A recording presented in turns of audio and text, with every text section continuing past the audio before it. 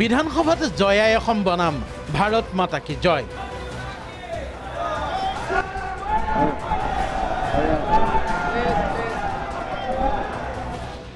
কংগ্ৰেছৰ জয়াই অসম বিপৰীতে বিজেপিৰ ভাৰত মাতা কি জয়।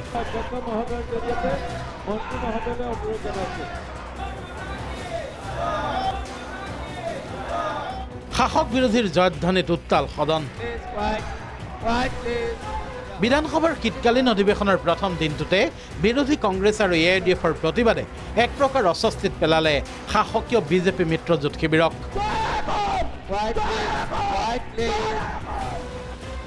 অধ্যক্ষৰ সন্মুখত বিৰোধীয়ে বিভিন্ন প্ৰতিবাদী শ্লোগানৰ মাজতে দিলে জয়াই অসম ধ্বনি।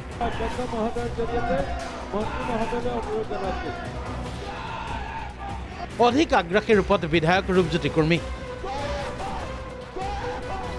জয়াই অসম ধ্বনিৰে বিধানসভাত প্ৰতিবাদী কণ্ঠৰে দৃষ্টি আকৰ্ষণৰ চেষ্টা বিধায়ক ৰূপজ্যোতিৰ।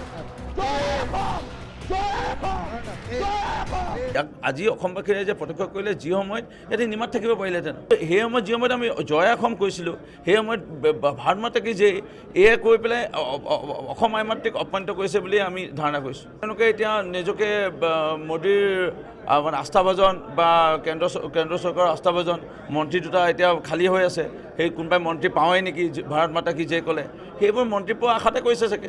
কিন্তু জয়াই অসম শুনি যেন গা বেজালে বিজেপিৰ একাংশ বিধায়কৰ। ৰূপজ্যোতিৰ জয়াই অসমৰ প্ৰত্যুত্তৰ দিলে ভাৰত মাতা কি জয়েৰে। বিধানসভাত হ'বলগীয়া বহুমূলীয়া আলোচনাৰ সলনি জয়াই অসম আৰু ভাৰত মাতা কি জয় শ্লোগানৰ যেন প্ৰতিযোগিতাহে চলিল সদনত।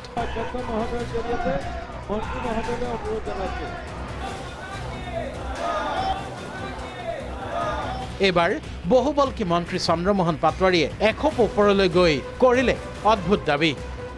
জয়াই অসম কোৱাৰ অধিকাৰ আছে মাথো বিজেপিৰ। কংগ্ৰেছ আৰু ইডিএফ থাকিলে জয়াই অসমৰ শ্লোগানটো মই তেওঁলোকক ভালকে বুজাই দিলোঁ হয়। মই তাতে জাতীয়তাবাদৰ কথা ক'ব আছে কংগ্ৰেছে, জয় অসমৰ কথা ক'ব আছে। জয় অসমৰ ৰাইট অকল বিজেপিৰ আছে, কাৰণ আমি বিজেপিক 5খন ধনী ষ্টেটৰ ভিতৰত এখন ধনী লৈ যাব বিচাৰিছোঁ। সদনত সকলো দেখি শুনিও নীৰৱ নিতাল অসম গণ পৰিষদ। অৱশ্যে সাংবাদিকৰ প্ৰশ্নৰ উত্তৰত সৰুকৈ এটা গেঙেৰি দিলে বিধায়ক ৰমেন্দ্ৰ নাৰায়ণ কলিতাই।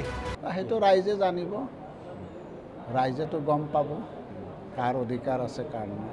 আপোনালোকৰ আছে নে অধিকাৰ? পূৰা আছে, সম্পূৰ্ণ আছে। সেইটো আৰু তেওঁৰ কথা, মই কি ক'ম।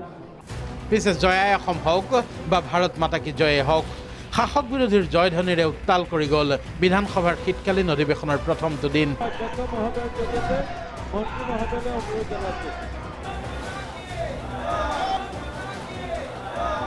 ভিডিঅ' জাৰ্নেলিষ্ট কংকন বৰদলৈৰ সৈতে ৰুবুল গগৈৰ ৰিপৰ্ট, প্ৰাগ নিউজ।